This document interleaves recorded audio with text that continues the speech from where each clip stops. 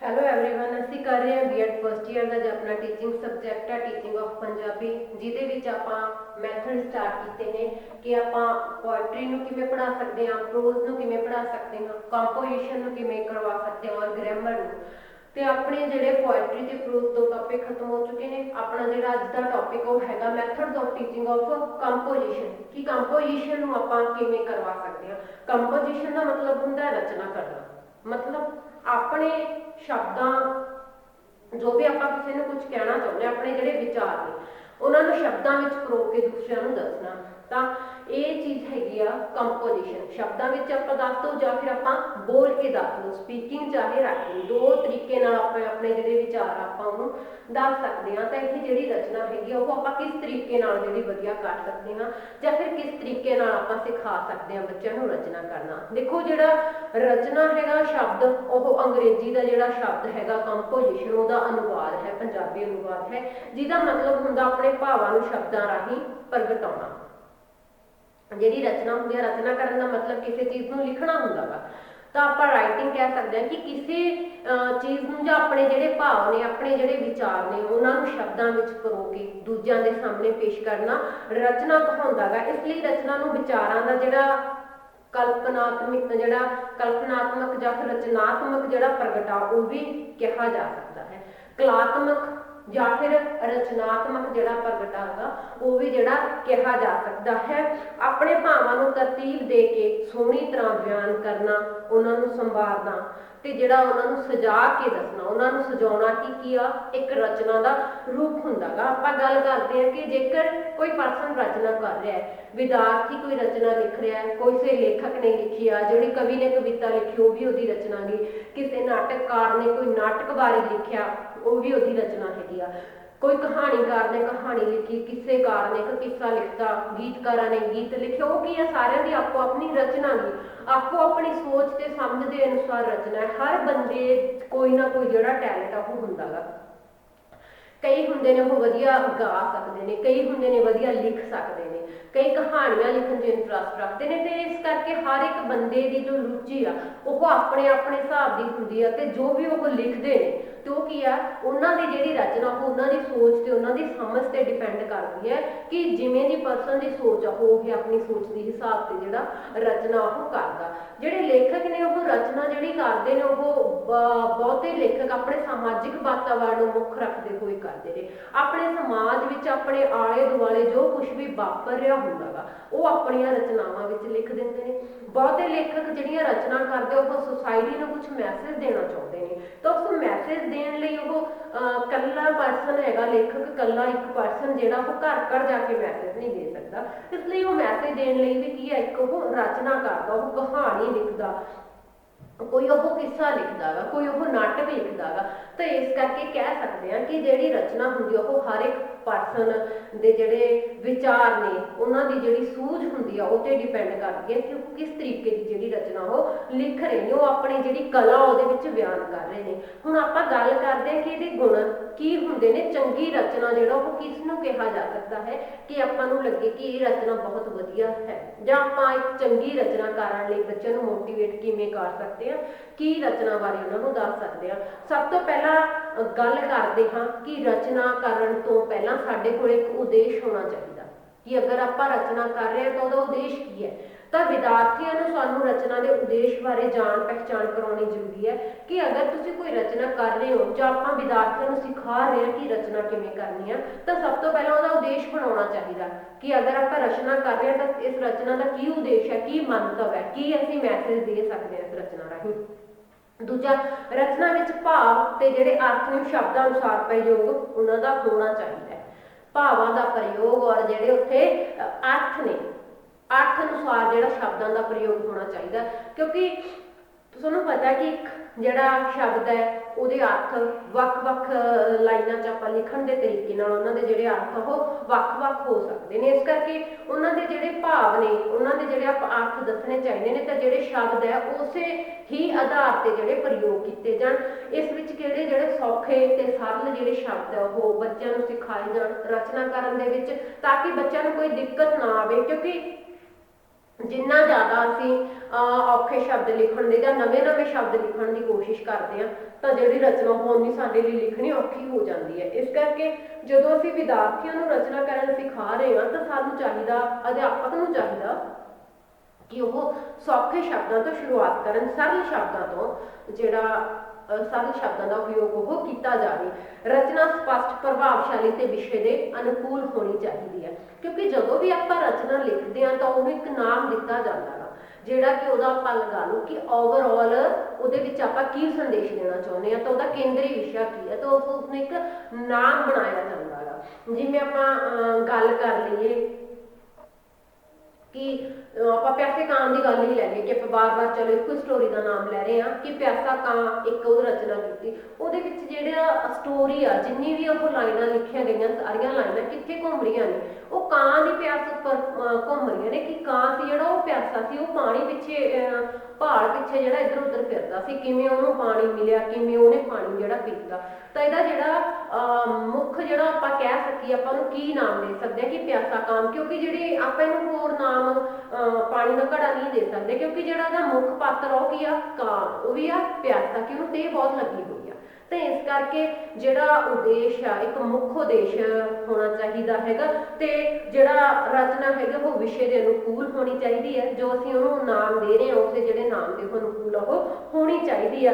तो जिहड़ा सारी जदों आपां रचना कर रहे हैं, रचना के शुरू तो लैके एंड तक जिहड़े भाव ने उत्थे उन्हें भावां की जिहड़ी एकता वो भी बहुत ज़्यादा जरूरी है। सानूं इक्को जिहे भाव लैके जिहड़ी रचना वो लिख लैनी चाहिए है। फिर आपां गल करदे हां रचना के भेद कि जिहड़े काइंड्स ऑफ कंपोजिशन है, आपां रचना के भेद की गल करते हैं, इत्थे लिखते हैं आपां काइंड्स, किहदे काइंड्स ने ये कंपोजिशन के काइंड्स ने। काइंड्स ऑफ कंपोजिशन मतलब रचना के किन्ने भेद हुए ने, और रचना के दो भेद मन्ने गए ने, एक तो जिहड़ी मौखिक रचना हुंदी है, दूसरी लिखित रचना हुंदी है। जिहड़े रचना के भेद ने ये हैगी आ मौखिक ते लिखित। मौखिक रचना ते लिखित रचना। मौखिक रचना जिहड़ी आपां की आ जवानी किसी नूं सुना दिंदे आ, आपां ओनूं किसे लिखदे नहीं आ, वो एक जवानी चीज़ हुंदी आ। बोल चाल दा जिहड़ा वो साधन हुंदी आ, आपां बोल चाल राहीं जिहड़ी अपनी रचना वो दूसरिਆਂ तक पहुंचा दिंदे आ, हुंदी आ मौखिक रचना। कि बोल चाल विच जिहड़ा इहनूं भाषा दा मूल रूप भी मन्निया गया है, जिहड़ी मौखिक भाषा है तां रचना दा मूल रूप भी आपां मंन सकदे हां। जो मौखिक रचना वो रचना दा मूल रूप हो जाती है। रचना का यह मुख्य ते प्रभावशाली रूप है। भावां दा प्रगटा जिहड़ा वो बोल चाल द्वारा ही हो जाता गा। आपां दूसरिਆਂ ਨੂੰ अपने जिहड़े विचार ने जो संदेश देना चाहुंदे हैं, जो आपां उद्देश रखे है किसी रचना दे, वो बोल के ही दूसरिਆਂ तक पहुँचा दिंदे ने। ज़्यादातर ये की हुंदा मुढ़लियां श्रेणियां विच ये जिहड़ी विधि आ वो ज़्यादा काम आउंदी है, जां फिर ये रचना ज़्यादा वरती जा सकती है।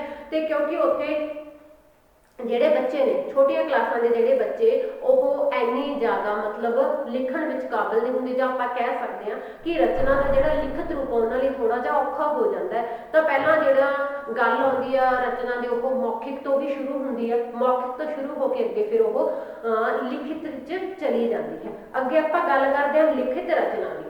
जिहड़ा अपना दूसरे टाइप है वो हैगा लिखित रचना। लिखित रचना मतलब अपनी विचारां नूं अपने भावां नूं शब्दां राहीं परो के पेश करना, तो वो हुंदी है लिखित रचना। ये हैगी आ एक स्थाई वस्तु। जिहड़ी लिखित रचना उहनूं आपां स्थाई वस्तु कह सकते हैं, क्योंकि जिहड़ी लिखित रचना हैगी आ वो काफ़ी सालों तक पीढ़ी दर पीढ़ी वो जिहड़ी आपां उहनूं साਂਭ के रख सकते हैं। जिहड़ी चीज़ एक बारी लिखी गई, जिहड़ी कहानी जां निबंध कुछ भी आ, तो आपां उहनूं अगे अगे रख सकते हैं। तो उहदे विच की है जिहड़ा ज्ञान आ वो स्थाई रूप नाल टिकिया रहिंदा, आपां जदों चाहे मर्जी उस ज्ञान नूं देख सकते हैं। ते लिखना सिखाउण तो पिछों विचारां नूं लिपिबद्ध करन दी जिहड़ी सिੱਖਿਆ ਉਹ ਦਿੱਤੀ ਜਾਂਦੀ है। शुरू विच लिखित रचना विच जिहड़े ਉਹ अनेकां तरह के जिहड़े दोष है वो हो सकते हैं, पर हौली हौली जिवें जिवें लिखण की प्रैक्टिस हुंदी आ, रचना करन दी जिहड़ी प्रैक्टिस वो हुंदी जांदी है, तां जिहड़े ਉਹ दोष ने वो निकलते जाते हैं। देखो हुण रचना करनी हर एक दे बस की गल नहीं है। जेकर अगर मैं कहा कि नहीं मैं एक बहुत वड्डी रचनाकार हो सकती हाँ, कि मैं निबंध जां फिर कहानी बड़ी वधिया लिख सकती हाँ, पर उहदे लई की है सानूं अभ्यास करन दी जरूरत पैंदी है।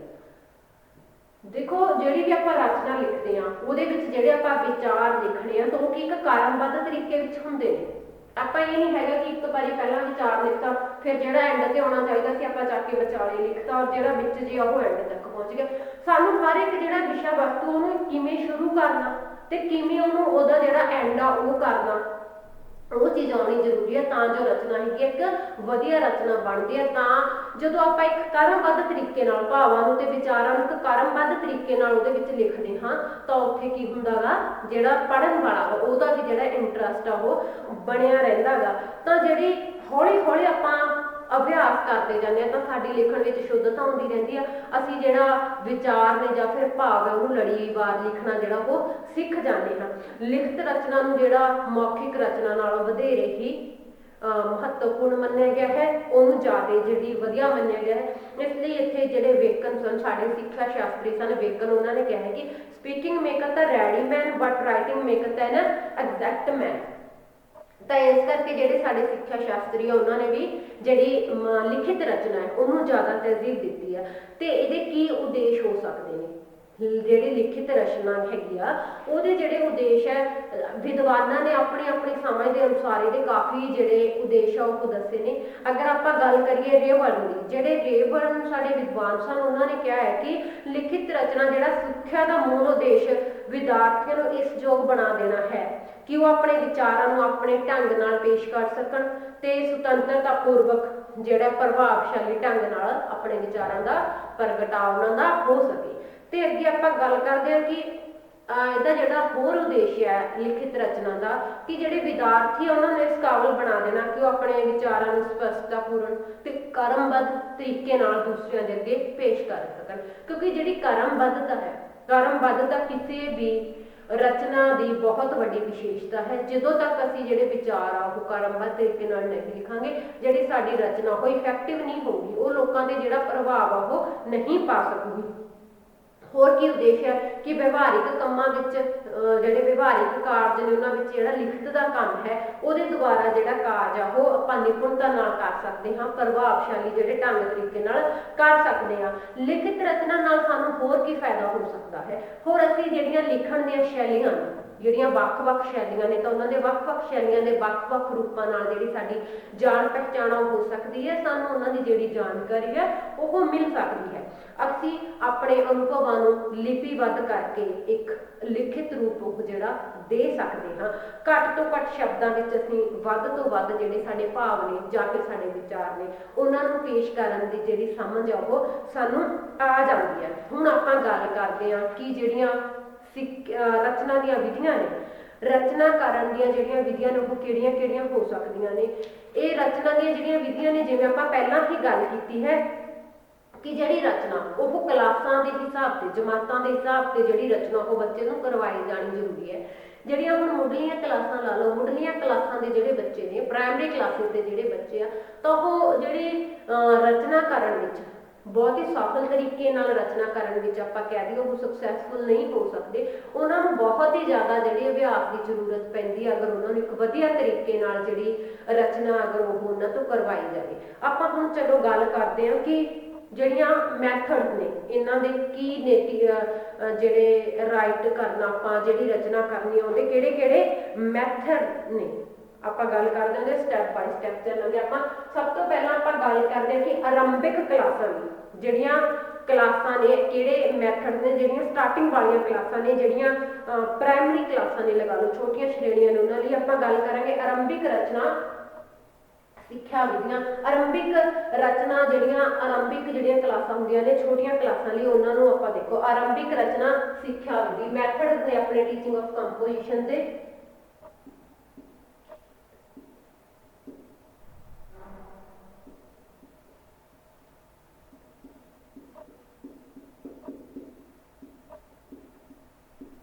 ਆਰੰਭਿਕ ਰਚਨਾ ਸਿੱਖਿਆ ਵਿਧੀਆਂ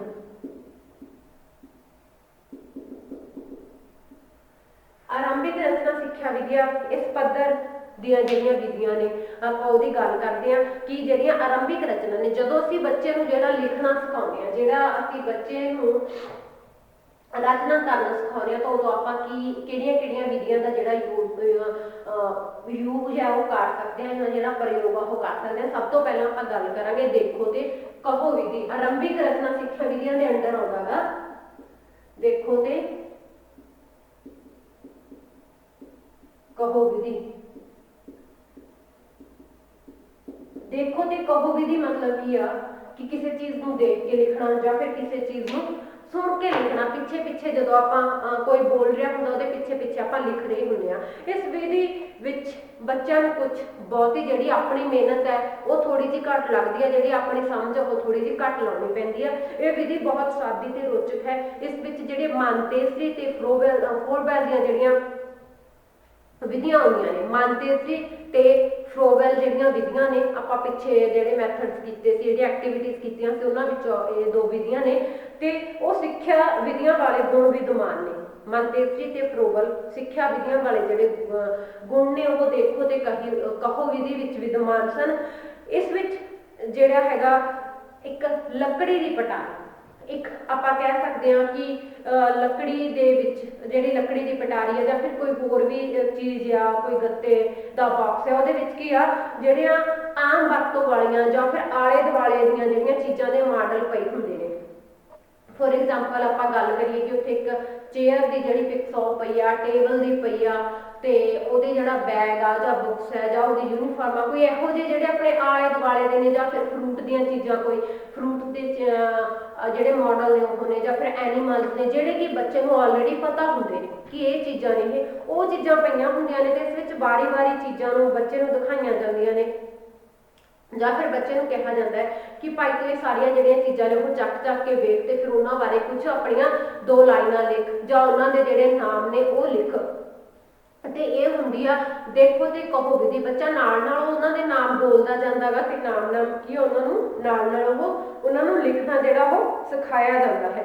ਇਸ ਵਿਧੀ ਨਾਲ ਹੈਗਾ ਕਿ ਬੱਚੇ ਨੂੰ ਜਿਹੜਾ ਆਪਣੀ ਰਚਨਾ ਦੀ ਉਹਦੇ ਬਾਰੇ ਜਾਣਕਾਰੀ ਦਿੱਤੀ ਹੈ। ਦੇਖੋ ਤੇ ਕਹੋ ਵਿਧੀ ਮਤਲਬ ਤੁਸੀਂ ਉਸ ਚੀਜ਼ ਨੂੰ ਦੇਖੋ ਔਰ ਉਸ ਚੀਜ਼ ਬਾਰੇ ਕਹੋ। ਪਹਿਲਾਂ ਸਟਾਰਟਿੰਗ 'ਚ ਕੀ ਹੁੰਦਾ, ਉਹਨਾਂ ਨੂੰ ਮੌਖਿਕ ਰਚਨਾ ਹੀ ਸਿਖਾਈ ਜਾਂਦੀ ਹੈ।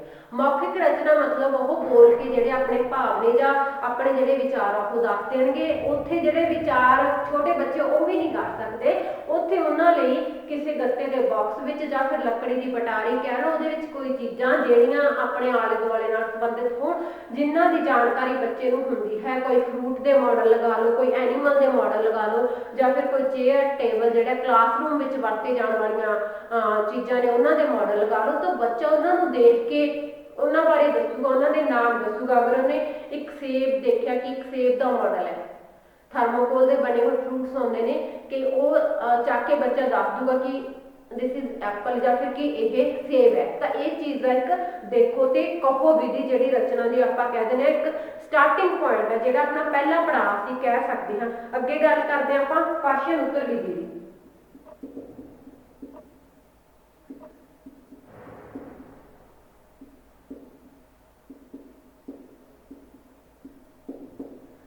ਪ੍ਰਸ਼ਨ ਉੱਤਰ ਵਿਧੀ ਜਿਵੇਂ ਤੁਹਾਨੂੰ ਨਾਮ ਤੋਂ ਹੀ ਪਤਾ ਲੱਗ ਰਿਹਾ, ਕਿਸੇ ਤੋਂ ਪ੍ਰਸ਼ਨ ਪੁੱਛਣਾ ਤੇ ਉਹਦਾ ਪ੍ਰਸ਼ਨ ਕਹਿ ਕੇ ਉਹਨਾਂ ਤੋਂ ਉੱਤਰ ਸੁਣਨੇ ਉਸਦੇ। ਇਹ ਵਿਧੀ ਜਿਹੜੀ ਇਹ ਬਹੁਤ ਪੁਰਾਣੀ ਹੈ। ਇਹ ਜਿਹੜੇ ਪੱਛਮੀ ਦੇਸ਼ ਹਨ, ਅਸੀਂ ਆਪਾਂ ਗੱਲ ਕਰ ਲਈਏ ਕਿ ਪੱਛਮੀ ਦੇਸ਼ਾਂ ਵਿੱਚ ਵੀ ਜਿਹੜੀ ਇਹ ਵਿਧੀ ਹੈ ਉਹ ਬਹੁਤ ਹੀ ਵਰਤੀ ਜਾਂਦੀ ਸੀਗੀ। ਇਹਦੀ ਜਿਹੜੀ ਵਰਤੋਂ ਆ ਉਹ ਬਹੁਤ ਪੁਰਾਣੇ ਸਮੇਂ ਤੋਂ ਜਿਹੜੀ ਚੱਲੀ ਆ ਰਹੀ ਆ ਔਰ ਅੱਜ ਵੀ ਜਿਹੜੀ ਇਹ ਵਿਧੀ ਆ ਉਹਦੀ ਵਰਤੋਂ ਜਿਹੜੀ ਵੱਡੇ ਪੈਮਾਨੇ ਤੇ ਕੀਤੀ ਜਾਂਦੀ ਹੈ। ਵੱਡੇ ਜਿਹੜੇ ਲੈਵਲ ਤੇ ਇਹਦੀ ਵਰਤੋਂ ਆ ਉਹ ਪ੍ਰਸ਼ਨ ਪੁੱਛਣ ਦੀ ਵਿਧੀ ਨਾਲ ਰਚਨਾ ਦੀ ਜਿਹੜੀ ਸਿਖਲਾਈ ਉਹ ਦਿੱਤੀ ਜਾਂਦੀ ਹੈ। ਇਸ ਵਿੱਚ ਅਧਿਆਪਕ ਪ੍ਰਸ਼ਨ ਪੁੱਛਦਾ ਤੇ ਵਿਦਿਆਰਥੀ ਉਸਦਾ ਉੱਤਰ ਹੈ ਉਹ ਦਿੰਦੇ ਨੇ।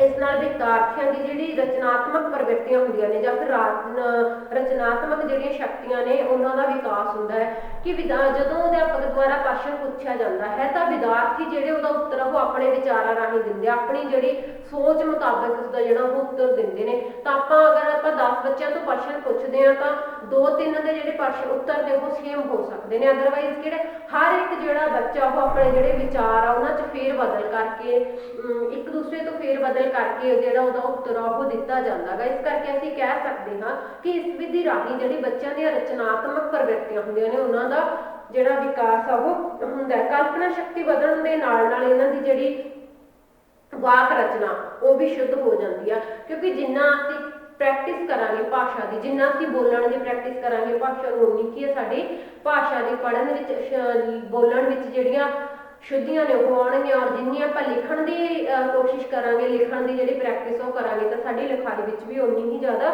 ਸ਼ੁੱਧਤਾ ਆ ਜਾਂਦੀ ਹੈ। ਭਾਸ਼ਣ ਬੱਚਿਆਂ ਦੇ ਵਿਸ਼ੇ ਤੇ ਮਾਨਸਿਕ ਪੱਧਰ ਦੇ ਹੋਣੇ ਚਾਹੀਦੇ ਨੇ।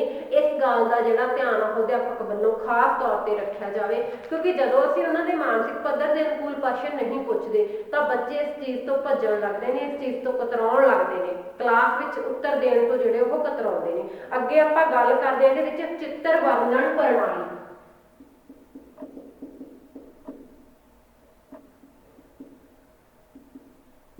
ਚਿੱਤਰ ਵਰਣਨ ਪ੍ਰਣਾਲੀ ਜਾਂ ਵਿਧੀ। ਤੇ ਇਸ ਵਿੱਚ ਕੀ ਹੁੰਦਾ, ਇਸ ਵਿੱਚ ਚਿੱਤਰ ਰਾਹੀਂ ਅਸੀਂ ਜਿਹੜੇ ਵਿਦਿਆਰਥੀਆਂ ਨੂੰ ਇੱਕ ਜਿਹੜਾ ਚਿੱਤਰ ਉਹ ਦਿਖਾ ਕੇ ਉਹਦੀ ਜਿਹੜੀ ਬਾਰੇ ਜਾਣਕਾਰੀ ਉਹ ਲੈਤੀ ਜਾਂਦੀ ਹੈ। ਚਿੱਤਰ ਦੇ ਸੰਬੰਧ ਵਿੱਚ ਸੰਖੇਪ ਜਿਹੀ ਜਾਣਕਾਰੀ ਦੇ ਕੇ ਉਸ ਤੋਂ ਬਾਅਦ ਜਿਹੜਾ ਅਧਿਆਪਕ ਉਹ ਬੱਚਿਆਂ ਤੋਂ ਪ੍ਰਸ਼ਨ ਕਰਦਾ ਹੈ। ਪਹਿਲਾਂ ਬੱਚਿਆਂ ਨੂੰ ਚਿੱਤਰ ਬਾਰੇ ਜਿਹੜੀ ਥੋੜੀ ਜਿਹੀ ਜਾਣਕਾਰੀ ਉਹ ਦੇਣੀ ਜ਼ਰੂਰੀ ਬਣਦੀ ਹੈ, ਕਿਉਂਕਿ ਜ਼ਰੂਰੀ ਨਹੀਂ ਕਿ ਜੋ ਅਸੀਂ ਚਿੱਤਰ ਬੱਚਿਆਂ ਨੂੰ ਦਿਖਾ ਰਹੇ ਹਾਂ ਤਾਂ ਬੱਚਿਆਂ ਨੂੰ ਆਲਰੇਡੀ ਉਹਦੀ ਜਾਣਕਾਰੀ ਹੋਵੇ। ਅਗਰ ਬੱਚਿਆਂ ਨੂੰ ਉਸ ਬਾਰੇ ਥੋੜੀ ਬਹੁਤ ਜਾਣਕਾਰੀ ਹੈ ਤਾਂ ਵਧੀਆ ਗੱਲ ਹੈ, ਤਾਂ ਬੱਚੇ ਆਪਣੇ ਜਿਹੜੇ ਆਨਸਰ ਆ ਉਹ ਇੱਕ ਵਧੀਆ ਤਰੀਕੇ ਨਾਲ ਦੇ ਸਕਦੇ ਨੇ।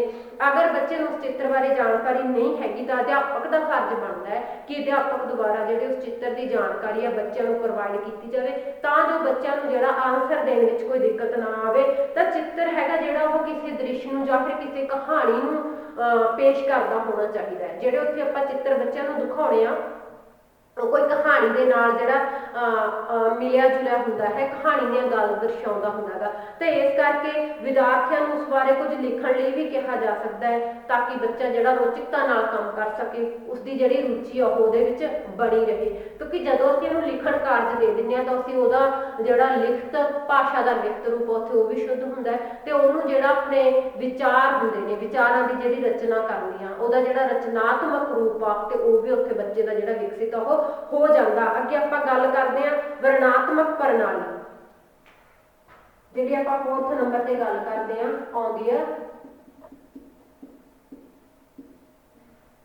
ਵਰਣਨਾਤਮਕ ਪ੍ਰਣਾਲੀ। ਵਰਣਨਾਤਮਕ ਪ੍ਰਣਾਲੀ 'ਚ ਪ੍ਰਾਇਮਰੀ ਪੱਧਰ ਦੀਆਂ ਅਖੀਰਲੀਆਂ ਸ਼੍ਰੇਣੀ ਵਿੱਚ ਇਹ ਵਿਧੀ ਹੈ ਜਿਹੜੀ ਉਹ ਵਰਤੀ ਜਾ ਸਕਦੀ ਹੈ, ਕਿਉਂਕਿ ਜਿਹੜੀ ਆਹ ਪਹਿਲੀ ਵਿਧੀ ਸੀਗੀ ਇਹ ਕੀ ਆ ਬਹੁਤ ਛੋਟੇ ਬੱਚਿਆਂ ਲਈ ਸੀ, ਜਿਹੜੇ ਬੱਚਿਆਂ ਨੂੰ ਲਿਖਣ ਦੀ ਸਮਝ ਨਹੀਂ ਹੈਗੀ ਕਿ ਰਚਨਾ ਕਿਵੇਂ ਕਰਦੇ ਨੇ। ਦੂਸਰੀ ਵਿਧੀ ਹੈਗੀ ਆ ਬੱਚਿਆਂ ਨੂੰ ਥੋੜਾ ਜਿਹਾ ਹੋਰ, ਜਦੋਂ ਬੱਚਿਆਂ ਦੀ ਜਿਹੜੀ ਕਲਾਸ ਹੈ ਗ੍ਰੇਡ ਉਹ ਅੱਪ ਜਾਂਦੀ ਹੈ, ਚਿੱਤਰ ਪ੍ਰਣਾਲੀ ਵਿਧੀ ਹੈ ਜਿੱਥੇ ਬੱਚਿਆਂ ਨੂੰ ਚਿੱਤਰ ਦੇਖ ਕੇ ਇੰਨਾ ਸਮਝ ਆ ਜਾਂਦਾ ਵਾ ਕਿ ਅਸੀਂ ਇਹਦੇ ਬਾਰੇ ਕੀ ਲਿਖ ਸਕਦੇ ਹਾਂ। ਫਿਰ ਜਿਹੜੀ ਵਰਣਨਾਤਮਕ ਪ੍ਰਣਾਲੀ ਆ ਇਹਦੇ ਵਿੱਚ ਥੋੜੀਆਂ ਜਿਹੀਆਂ ਜਿਹੜੀਆਂ ਹੋਰ ਵੱਡੀਆਂ ਸ਼੍ਰੇਣੀਆਂ ਨੇ, ਜਿਵੇਂ ਆਪਾਂ ਗੱਲ ਕਰ ਲਈਏ 4th 5th ਦੀ ਜਿਹੜੀ ਗੱਲ ਕਰ ਲਈਏ, ਜਿਹੜੀਆਂ ਪ੍ਰਾਇਮਰੀ ਪੱਧਰ ਦੀਆਂ ਅਖੀਰਲੀਆਂ ਸ਼੍ਰੇਣੀਆਂ ਹੁੰਦੀਆਂ ਨੇ ਉਹਨਾਂ ਦੀ ਗੱਲ ਹੈ ਕਿ ਉਸ ਸ਼੍ਰੇਣੀਆਂ ਵਿੱਚ ਇਹ ਜਿਹੜੀ ਵਿਧੀ ਉਹ ਵਰਤੀ ਜਾ ਸਕਦੀ ਹੈ। ਇਸ ਵਿਧੀ ਦੁਆਰਾ ਬੱਚਿਆਂ ਦੀ ਕਲਪਨਾ ਸ਼ਕਤੀ ਨੂੰ ਜਾਗਰਿਤ ਕਰਨ ਦਾ ਯਤਨ ਕੀਤਾ ਜਾਂਦਾ ਹੈ। ਬੱਚਿਆਂ ਨੂੰ ਕਾਲਪਨਿਕ ਜਿਹੜੀਆਂ ਗੱਲਾਂ ਉਹ ਲਿਖਣ ਲਈ ਅਸੀਂ ਕਹਿ ਸਕਦੇ ਹਾਂ। ਇਹਦੇ ਦੁਆਰਾ ਅਸੀਂ ਕਿਸੇ ਦ੍ਰਿਸ਼ ਦਾ ਵਰਣਨ ਲਈ ਕਰਨ ਲਈ ਕਹਿ ਸਕਦੇ ਹਾਂ, ਇਤਿਹਾਸ ਦਾ ਵਰਣਨ ਕਰਨ ਲਈ ਕਹਿ ਸਕਦੇ ਹਾਂ, ਆਤਮ ਕਥਾ ਲਿਖਣ ਲਈ ਕਹਿ ਸਕਦੇ ਹਾਂ, ਜੀਵਨ ਚਰਿੱਤਰ ਆਦਿ ਨਾਲ ਸੰਬੰਧਿਤ ਜਿਹੜੇ ਵਿਸ਼ੇ ਹੈਗੇ ਆ ਉਹਨਾਂ ਨੂੰ ਜਿਹੜਾ ਲਿਖਤੀ ਰੂਪ ਦੇਣ ਲਈ ਅਸੀਂ ਕਹਿ ਸਕਦੇ ਹਾਂ ਉਹਨਾਂ ਦੀ ਜਿਹੜੀ ਰਚਨਾ ਇਹ ਕਰਵਾ ਸਕਦੇ ਹਾਂ। ਕਾਲਪਨਿਕ ਜਿਹੜੀਆਂ ਆਪਾਂ ਗੱਲ ਕਹਿ ਸਕਦੇ ਹਾਂ ਕਿ ਜਦੋਂ ਆਪਾਂ ਕਾਲਪਨਿਕ ਵਰਣਨ ਕਹਿ ਸਕਦੇ ਹਾਂ, ਕਾਲਪਨਿਕ ਵਰਣਨ ਦੇ ਵਿੱਚ ਬੱਚੇ ਨੂੰ ਵੀ ਕਹਿ ਸਕਦੇ ਹਾਂ ਕਿ ਤੁਸੀਂ ਆਪਣੀ ਕਲਪਨਾ ਕਰੋ ਕਿ ਤੁਸੀਂ ਵੱਡੇ ਹੋ ਕੇ ਕੀ ਬਣਨਾ ਚਾਹੁੰਦੇ ਹੋ, ਤਾਂ ਤੁਸੀਂ ਉਹਦੇ ਉੱਪਰ ਇੱਕ ਜਿਹੜਾ ਲੇਖ ਆ ਉਹ ਲਿਖ ਕੇ ਦਿਖਾਓ। ਤੇ ਇਸ ਕਰਕੇ ਅਸੀਂ ਜਿਹੜੀ ਬੱਚਿਆਂ ਦੀਆਂ ਰਚਨਾਤਮਕ ਜਿਹੜੀਆਂ ਪ੍ਰਵਿਰਤੀਆਂ ਨੇ ਉਹਨਾਂ ਦੀ ਜਿਹੜੀ ਵਿਕਾਸ ਅਸੀਂ ਇਹਦੇ ਰਾਹੀਂ ਅਸੀਂ ਕਰ ਸਕਦੇ ਹਾਂ। ਤੇ ਅੱਗੇ ਗੱਲ ਕਰਦੇ ਹਾਂ ਆਪਾਂ ਮਿਡਲ ਪੱਧਰ ਉੱਤੇ ਰਚਨਾ, ਜਿਹੜਾ ਦੂਸਰਾ ਪੁਆਇੰਟ ਆਉਂਦਾ ਇਹਦਾ ਉਹ ਮਿਡਲ ਪੱਧਰ ਉੱਤੇ ਆ ਜਾਂਦਾ। ਜਿਹੜੀਆਂ ਮਿਡਲ ਪੱਧਰ ਦੀਆਂ ਸ਼੍ਰੇਣੀਆਂ ਨੇ ਉਹਨਾਂ ਉੱਤੇ ਅਸੀਂ ਬੱਚਿਆਂ ਨੂੰ ਕਿਵੇਂ ਸਿਖਾ ਸਕਦੇ ਹਾਂ। ਇਹਦੇ ਵਿੱਚ ਆਪਾਂ ਸਿਖਾ ਸਕਦੇ ਹਾਂ ਪ੍ਰਵਚਨ ਪ੍ਰਣਾਲੀ ਰਾਹੀਂ। ਸਭ ਤੋਂ ਪਹਿਲਾਂ ਆਪਾਂ ਗੱਲ ਕਰਦੇ ਹਾਂ ਪ੍ਰਵਚਨ ਪ੍ਰਣਾਲੀ ਦੀ।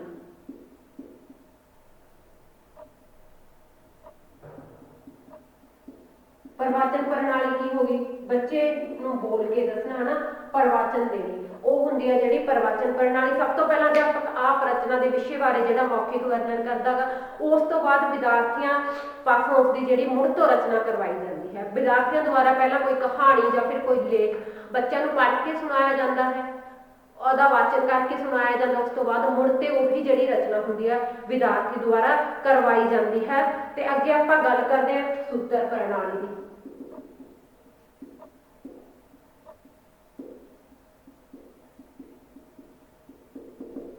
ਸੂਤਰ ਪ੍ਰਣਾਲੀ ਦੀ ਗੱਲ ਕਰਦੇ ਹਾਂ। ਬੱਚਿਆਂ ਲਈ ਕੁਝ ਉਪਯੋਗੀ ਸੂਤਰ ਬਲੈਕ ਬੋਰਡ ਉੱਤੇ ਲਿਖ ਦਿੱਤੇ ਜਾਂਦੇ ਨੇ। ਫਿਰ ਇਹਨਾਂ ਸੂਤਰਾਂ ਨੂੰ ਕ੍ਰਮਬੱਧ ਵਿਕਾਸ ਤੇ ਉਹਦੀ ਵਿਆਖਿਆ ਵਿਦਿਆਰਥੀਆਂ ਦੁਆਰਾ ਕੀਤੀ ਜਾਂਦੀ ਹੈ।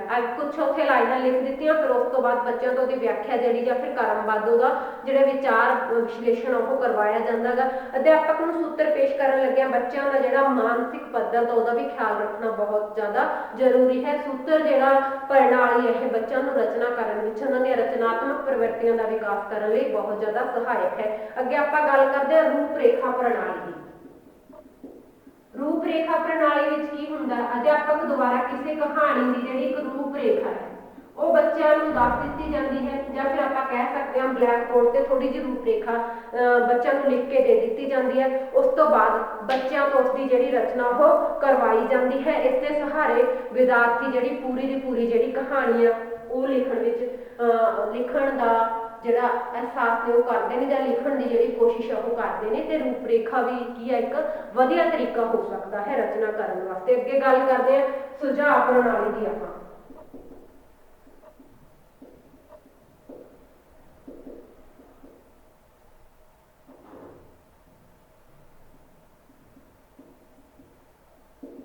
ਸੁਝਾਅ ਪ੍ਰਣਾਲੀ ਵਿੱਚ ਕੀ ਆਉਂਦਾ ਗਾ? ਅਗਿਆਤ ਤੇ ਭਾਵਪੂਰਕ ਵਿਸ਼ਾ ਉੱਪਰ ਰਚਨਾ ਕਰਨ ਦਾ ਜਿਹੜਾ ਇੱਕ ਇਹ ਵਧੀਆ ਢੰਗ ਹੈ ਜਿਹੜਾ ਸੁਝਾਅ ਪ੍ਰਣਾਲੀ ਹੈ। ਇਸ ਵਿੱਚ ਅਧਿਆਪਕ ਵਿਦਿਆਰਥੀਆਂ ਨੂੰ ਇਹਨਾਂ ਵਿਸ਼ਿਆਂ ਨਾਲ ਸੰਬੰਧਿਤ ਕੁਝ ਜਿਹੜੀਆਂ ਗੱਲਾਂ ਉਹ ਸਮਝਾ ਦਿੱਤੀਆਂ ਜਾਂਦੀਆਂ ਨੇ ਅਧਿਆਪਕ ਦੁਆਰਾ। ਵਿਦਿਆਰਥੀ ਆਪਣੀ ਕਲਪਨਾ ਸ਼ਕਤੀ ਦੇ ਸਹਾਰੇ ਰਚਨਾ ਕਰਦੇ ਨੇ ਤੇ ਲੋੜ ਪੈਣ ਤੇ ਅਧਿਆਪਕ ਵੱਲੋਂ ਸਹਾਇਤਾ ਕੀਤੀ ਜਾਂਦੀ ਹੈ, ਜਾਂ ਫਿਰ ਉਹ ਲਾਇਬ੍ਰੇਰੀ ਦਾ ਪ੍ਰਯੋਗ ਵੀ ਕਰ ਸਕਦੇ ਨੇ। ਲਾਇਬ੍ਰੇਰੀ ਚੋਂ ਜਿਹੜੀਆਂ ਕਿਤਾਬਾਂ ਨੇ ਉਹ ਦੇਖ ਕੇ ਵੀ ਜਿਹੜੀ ਆਪਣੀ ਰਚਨਾ ਨੂੰ ਉਹ ਪੂਰੀ ਕਰ ਸਕਦੇ ਨੇ। ਤਾਂ ਆਪਾਂ ਅੱਜ ਇਹ ਗੱਲ ਕੀਤੀ ਆਰੰਭਿਕ ਰਚਨਾ ਸਿੱਖਿਆ ਵਿਧੀਆਂ ਦੀ। ਆਰੰਭਿਕ ਫਿਰ ਆਪਾਂ ਮਿਡਲ ਪੱਧਰ ਉੱਤੇ ਆਰੰਭਿਕ ਕਲਾਸਾਂ ਵਿੱਚ ਜਿਹੜੀਆਂ ਛੋਟੀਆਂ ਕਲਾਸਾਂ ਨੇ ਉਹਦੇ ਵਿੱਚ ਆਰੰਭਿਕ ਸ਼੍ਰੇਣੀਆਂ ਵਿੱਚ ਜਿਹੜੀ ਰਚਨਾ ਸਿੱਖਿਆ ਵਿਧੀਆਂ ਆਰੰਭਿਕ ਸ਼੍ਰੇਣੀਆਂ ਦੀ ਗੱਲ ਹੈ ਇੱਥੇ ਫਿਰ ਮਿਡਲ ਪੱਧਰ ਉੱਤੇ। ਤੇ ਅੱਜ ਦੇ ਲੈਕਚਰ ਵਿੱਚ ਜਿਹੜਾ ਆਪਣਾ ਇੰਨਾ ਹੀ ਹੋ ਪਾਊਗਾ। ਤੇ ਜਿਹੜਾ ਹੈਗਾ ਕਿ ਉੱਚ ਸ਼੍ਰੇਣੀਆਂ ਨੇ ਹਾਇਰ ਕਲਾਸਾਂ ਲਈ ਜਿਹੜੀਆਂ ਰਚਨਾ ਉਹ ਆਪਾਂ ਕਿਵੇਂ ਕਰ ਸਕਦੇ ਹਾਂ ਉਹ ਆਪਾਂ ਨੈਕਸਟ ਲੈਕਚਰ ਵਿੱਚ ਕਰਾਂਗੇ। ਤੇ ਇਸ ਤੋਂ ਬਾਅਦ ਜਿਹੜਾ ਆਪਣਾ ਇੱਕ ਹੋਰ ਟੌਪਿਕ ਉਹ ਕੰਪਲੀਟ ਕਰਾਂਗੇ। ਨੈਕਸਟ ਲੈਕਚਰ ਵਿੱਚ ਆਪਾਂ ਉੱਚ ਸ਼੍ਰੇਣੀਆਂ ਦੀ ਰਚਨਾ ਔਰ ਇਹਦੀਆਂ ਜਿਹੜੀਆਂ ਰਚਨਾ ਕਰਦੇ ਸਮੇਂ ਕਿਹੜੀਆਂ ਕਿਹੜੀਆਂ ਗੱਲਾਂ ਨੇ ਜਿਹੜੀਆਂ ਧਿਆਨ ਵਿੱਚ ਰੱਖਣੀਆਂ ਚਾਹੀਦੀਆਂ ਨੇ ਆਪਣਾ ਜਿੰਨਾ ਬਚਿਆ ਹੋਇਆ ਆਪਾਂ ਨੈਕਸਟ ਲੈਕਚਰ ਵਿੱਚ ਕਰਾਂਗੇ। ਅੱਜ ਦਾ ਜਿਹੜਾ ਆਪਣਾ ਇਹ ਲੈਕਚਰ ਹੈ ਇੱਥੇ ਹੀ ਕੰਪਲੀਟ ਹੋ ਜਾਏਗਾ। ਧੰਨਵਾਦ।